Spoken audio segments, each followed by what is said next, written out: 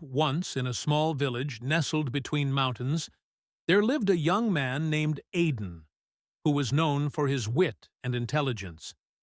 Aidan had grown up hearing how gifted he was, and it gave him confidence, but also, over time, a bit of arrogance.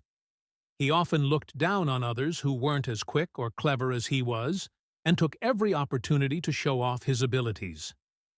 One day, a wise elder arrived in the village.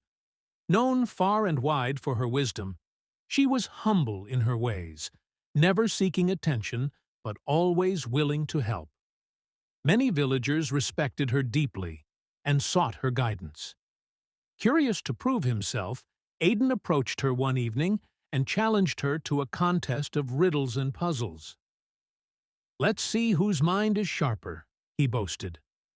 The elder smiled warmly, accepted the challenge, and suggested they meet the next morning. When the time came, a crowd gathered to watch the contest. Aidan presented his most difficult riddles, confident they would be impossible for the elder to solve. To his surprise, she answered each riddle thoughtfully, without a hint of pride or need for validation. As the contest went on, Aidan began to stumble, struggling with the elder's simple, profound questions. In his arrogance, he had underestimated her wisdom.